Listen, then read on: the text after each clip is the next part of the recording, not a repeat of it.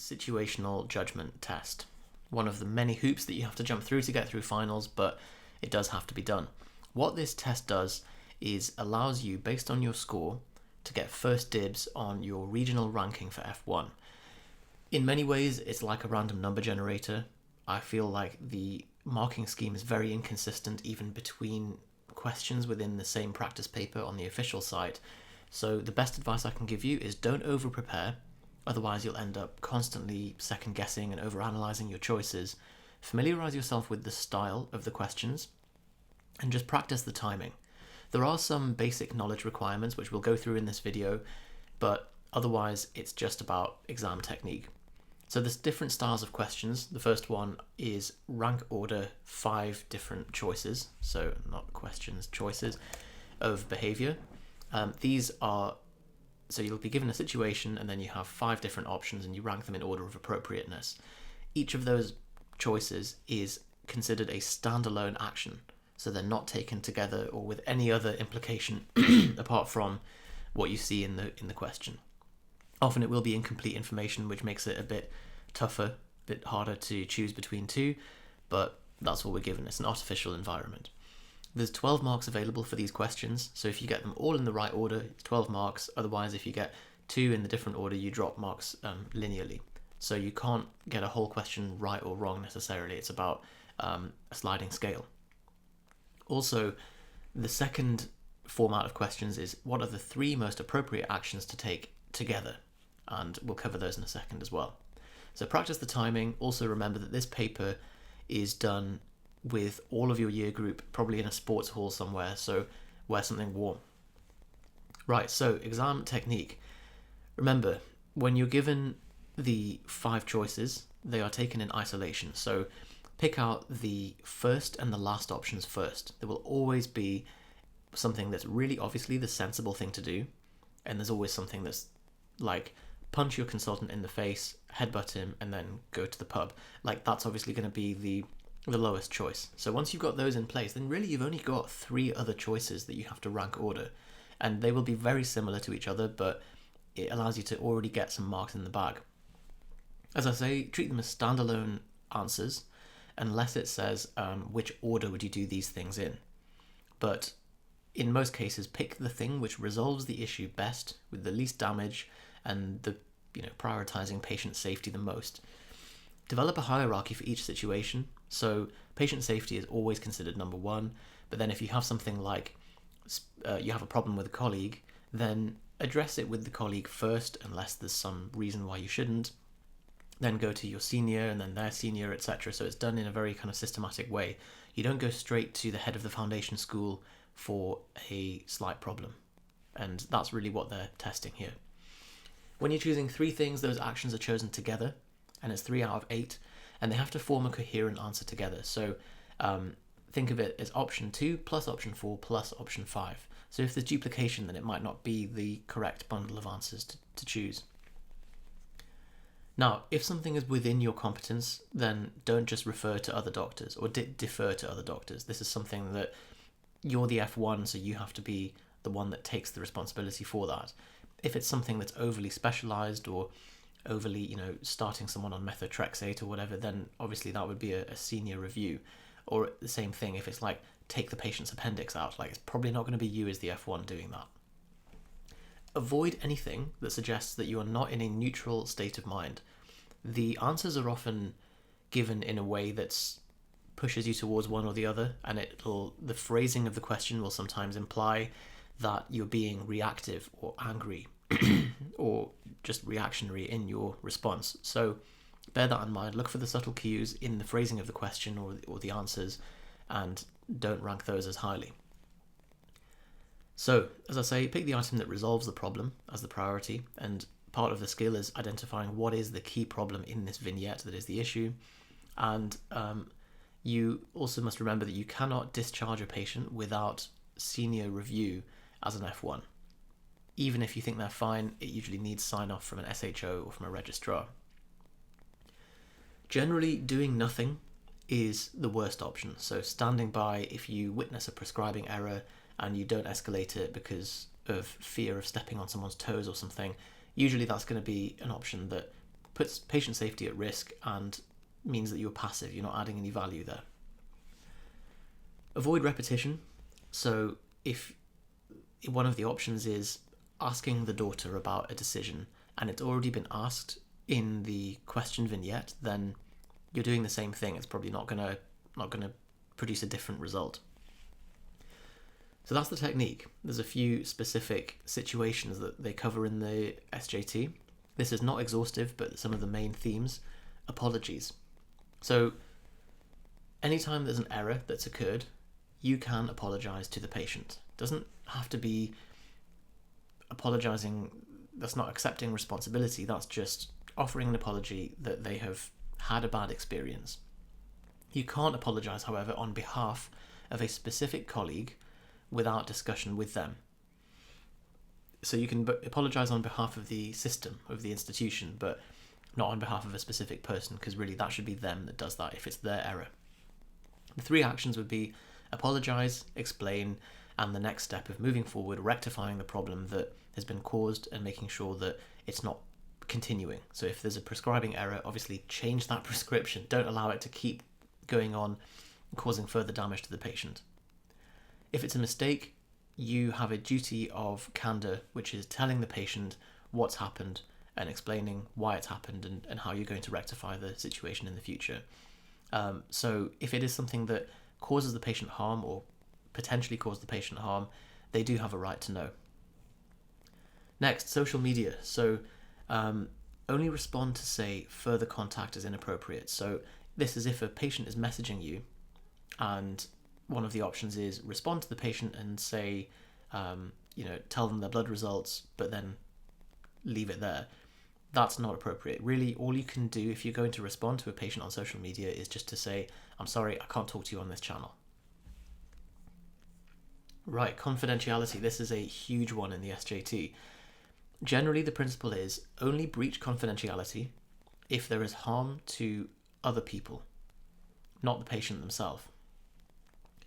Colleagues that are directly involved in patient care have a right to know about patient details, and also you've got to consider the priorities and the situation in the question. So if it's disclosing to a patient's partner about HIV, that say they've got a new diagnosis of it, then the partner's safety comes above retaining the confidentiality for that. Otherwise, don't disclose. So do lots of questions, do lots of practice questions, and understand the situations in which you would and wouldn't break confidentiality to get clear on that, because there will always be borderline cases that you're being asked about. Things to consider would be if someone has vulnerable dependents. So if they're prone to violence and they have children, for example, that could be a safeguarding issue. If there's domestic violence, generally if there's no weapons, you're told not to inform people, but if there are weapons or children at risk, then you should breach the confidentiality there. If there's knife or gun crime, you inform the police. If there is a suggestion of suicide, then you need to consider whether the patient has capacity as to whether you can breach confidentiality or not. Once somebody is deceased, then that becomes public domain and you can speak to the family about their condition. And if there is criminal activity, it's only if there is harm to others. So we had a question that was something about someone importing alcohol from abroad and profiting from it, and it was like, do you breach confidentiality? The answer is no, because what they're doing is some kind of criminal activity, but it doesn't, it's more of a, come under consumer law or something like that, rather than physical harm to other people directly. You can take a blood sample from someone if they are unconscious, but it can only be used as evidence for something with retrospective consent, so speaking to the patient once they've regained consciousness, for example. In terms of DVLA, it is the patient's responsibility to inform the DVLA if there is a condition that means that they can't drive. So if they have a new diagnosis of epilepsy, it's their responsibility first, then if it's ignored, you have to do it. So usually the questions will be something about, do you give the patient an ultimatum to tell the DVLA and then you tell them? You don't just call the DVLA immediately, you give them a chance to do it themselves first, And it might be that you're a GP and you see the patient come back to clinic and you look out the window and they've driven in, they're parked in the car park, but you've told them they shouldn't drive. That's when you give them a second warning and you say, right, I'm going to have to call the DVLA by tonight, so if you don't, then I will. For imaging, the GMC states that the consent to make recordings will be implicit in the consent given to the investigation or treatment and doesn't need to be obtained separately. So if it's images of unidentifiable internal organs or structures, pathology slides, laparoscopic images, ultrasounds, x-rays, then consent isn't required because it doesn't identify the patient themselves, and it's included in the consent for the investigation. Here is a list. Here's a list of the notifiable diseases. So just familiarize yourself with that list of conditions. They might mention that for someone, maybe in context of anti-vaxxers. It's quite a topical thing at the moment. And also, it doesn't have to be a name specifically that is mentioned to be a breach of confidentiality. So bear that in mind. Anything that's generally identifiable as a patient. So a datix, this is a report for something that's gone wrong within a hospital, for example, and it usually comes under these different circumstances. So there might be a question that says, fill in a datix about this, and just if it falls under clinical issue, environmental, professional, or service loss, then that might be appropriate to fill in a datix. Remember though, that's not done immediately because the priority is solving the problem first. So if it's that there's a act of violence that occurs between two professionals, you don't leave the situation, go and fill in a datix. You try and resolve that there and then first, minimize the risk in the immediate case, and then do the datix later, because that's not priority. It takes 20 minutes or so, and you can do that later. Finally, you might see a situation where one of the options is you edit the old notes to be more accurate. That's not allowed unless it's clear that it is retrospectively doing this and that there is a or that you're updating the old notes, but you don't sort of delete something from older notes. When someone else is breaching confidentiality and you observe a colleague doing it, then you prioritize explaining to them first. You address it with them. You don't just escalate it without informing the individual first or giving them a chance to rectify it themselves. Next, we have child protection. So an F1 is not competent to single-handedly deal with child abuse. So that is a situation where you would escalate to your senior. If you're in doubt, you can share information about the parent with experienced colleagues, so seniors or registrar, usually registrar, not SHO, or the child protection officer. And don't ignore the risk to the child. So if a child is immediately at imminent risk, you address that first. There's a few questions about consent. So Gillick competency, sexual activity, contraception, those kind of things. So get familiar with the rules around that and about when and when you can't share information with the parents. If they're less than 13, you share information. You can give emergency contraception to stop any immediate complications, but this assumes that they are mature enough, they have capacity, and that it's possibly an ongoing problem. But as for the specifics about whether you can discuss it with the parents or not, generally if they're less than 13, you do. And if they're between 13 to 16, then that's when that should be there. That's when you discuss with the patient and see whether they have the capacity, and so in fact all of this, should be there. If they're less than 16, they can't refuse treatment in general, but they can consent to treatment. And that's a bit of a funny one. So consider the different situations where that might come into play, and remember that as a rule of thumb. Particularly if it's something like accepting a transfusion as a Jehovah's Witness, and whether the parents can take priority over the child or not, and whether that's in the patient's best interest as well. So If you had a 15-year-old girl that needs a transfusion, she's not refusing it, or she's accepting it, but her parents say that she shouldn't have the transfusion because they're Jehovah's Witnesses. In that situation, you need to prioritize the patient's welfare rather than ticking the boxes of the Jehovah's Witness criteria. So if she needs a transfusion and she accepts it, she consents to it, give her the transfusion. We have detaining. So you might have seen this episode of Peep Show where everyone's sectioning each other. If there is self-harm, you stay with the patient and you detain under the Mental Health Act if they try to leave. Try and learn the different types of sections as well. Don't know them off the top of my head now because I don't have to do the SJT anymore, but they are very useful to learn. F1 doctors are not allowed to permit discharge of patients without senior input, but the senior can discharge over the phone or verbally. They can say, yep, send that patient home, that's fine. They don't necessarily need to see the patient as long as they've been given an accurate picture of the patient's situation. If a patient's trying to self-discharge, then you can speak to a senior, make sure that the patient is aware of the risks of self-discharging, and maybe if one of the options is get more information about why they're doing it from the patient, then choose that, because you're opening a discussion and you might actually be uncovering a misunderstanding where the patient doesn't realise the severity of their illness, and that's why they're wanting to leave. Mental capacity. So for blood tests, if it's not in the patient's best interest, you don't do one. But consenting to procedures is more about whether the person who's doing the treatment, so if it's a surgical procedure and you are not competent to do that procedure, then you can't consent that patient for it. It has to be someone who is both qualified to do it and has knowledge over the treatment and the risks of it. So generally an F1 can't consent for surgery.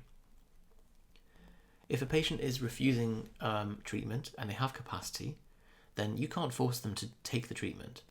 It doesn't warrant a referral to psychiatry.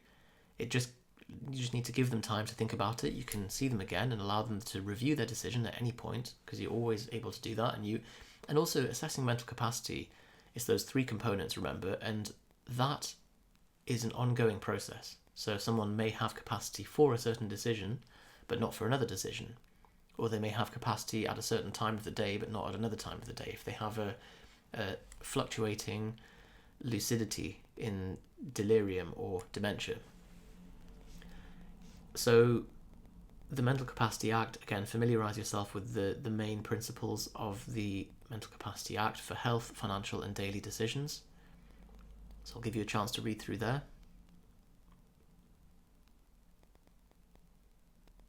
Particularly this one. Just because a patient makes an unwise decision doesn't mean that they lack capacity, it just means they made an unwise decision. And least restrictive. This is a key principle. So always go for the least restrictive option when you're given the choice, because that is the way that they are free agents, they're in a hospital. Just because they're in the hospital, if they have capacity, doesn't mean that you can force anything on them. Advanced directives. So this is any document that suggests that someone can refuse life-saving or life-prolonging treatment, and has to be written, signed and dated and witnessed by a third party. So you might have some other questions about managing pressure. So, for example, should you leave on time, or if you have a social event coming up, well, you need to do the emergency jobs. So if there is something that is a patient that's acutely unwell and you don't have time to hand it over, you can't just be like, oh, well, sorry guys, it's 5:30, I'm off. You have to complete that. But otherwise, hand over jobs, because there is always stuff going on in a hospital and you'll never be able to you won't be able to complete medicine. So handover is an acceptable option unless there is something that's compromising patient safety in the way. Generally, never act beyond your competence. Escalate to a senior. If that senior is not available or in theatre or unable to get hold of them, you escalate further to their senior. But you do it in a stepwise manner. If you have to sacrifice a lunch break or a normal break because of an urgent patient that needs to be seen, you need to do that because patient safety is priority. Also, if you have colleagues that have problems with performance or conduct or health, you might get a question that says, how do I deal with a colleague that's depressed or has expressed some concern over their mental health or something? You can discuss with the colleague, but remember, you're not the colleague's counsellor or the colleague's psychiatrist. So it's okay to, first of all, suggest that they get proper help, that they see their GP. And then if they refuse to, and it's still causing a patient safety issue, then you can speak to their supervisor, or you speak to your supervisor and then their supervisor. If you have your own health problems, then it must be dealt with by an appropriately qualified healthcare professional, and this is a GMC requirement.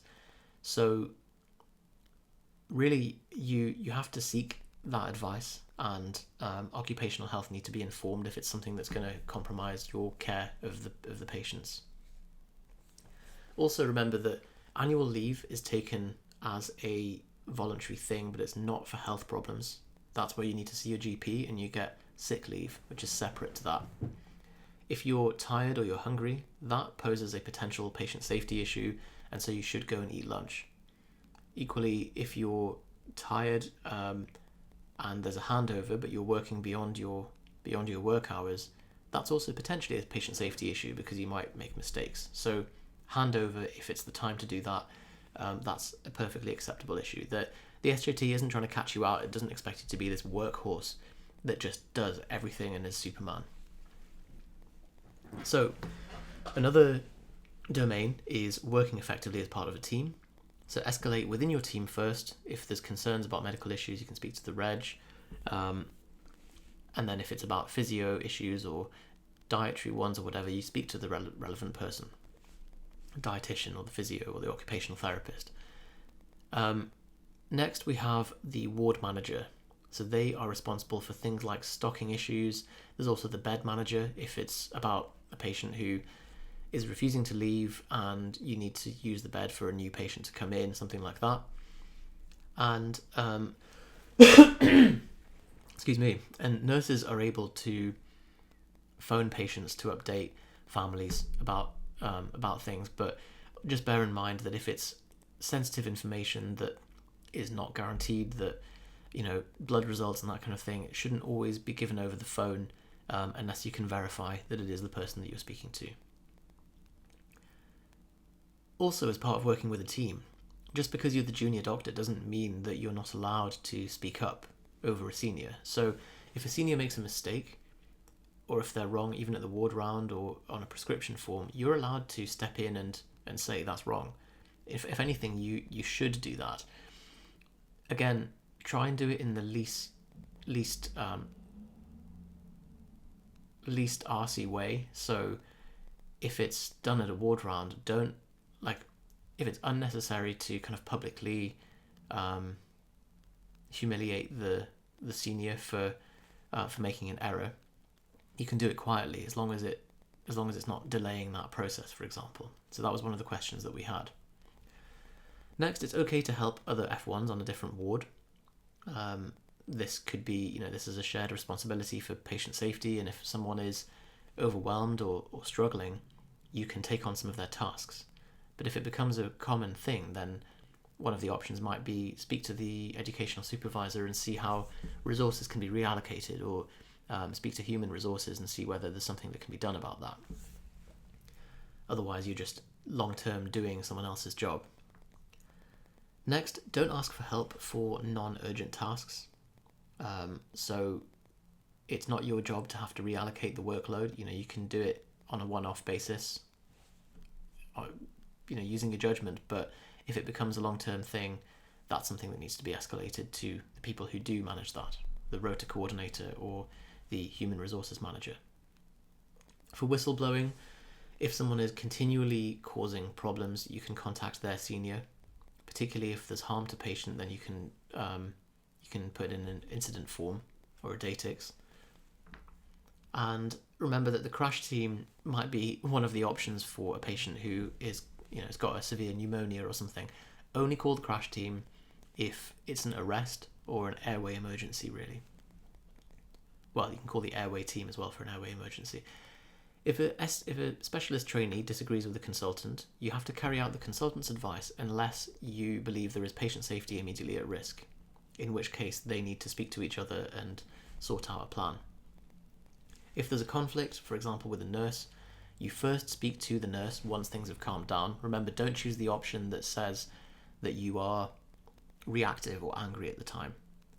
Ask other F1s as the next step, then you speak to your consultant, then you speak to the nurse in charge, and then you speak to the nurse again if necessary, and then ignore. So that's the kind of rank order of choices in that situation. If you're raising problems more widely, then you should really, if it's from a different team, then that should be done by a senior. So if it's part of the occupational health team or the physio team or whatever. If your educational supervisor is not responding, then you attempt to get in touch with them through escalating means. So you do email, then you call them, then you go and find them, etc.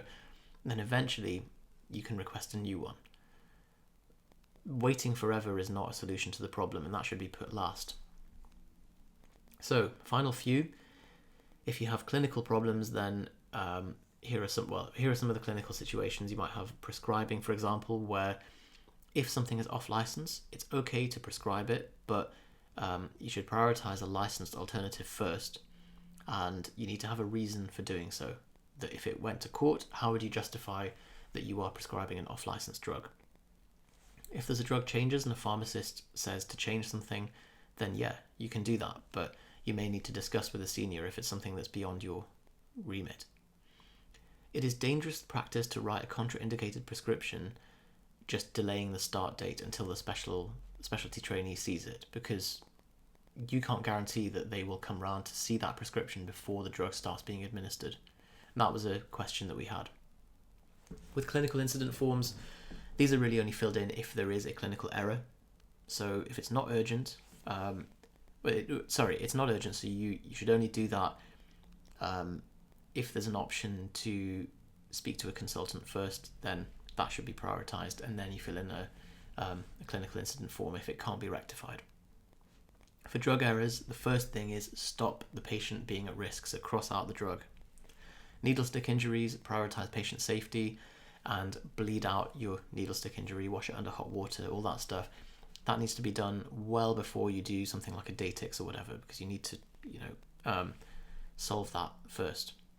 Someone else needs to consent the patient if you've had a needle stick injury, because that patient needs a blood test and so do you, but you can't be the one to consent them for it because there's a risk that you'll coerce them into doing so you need to ask someone else to do that for you.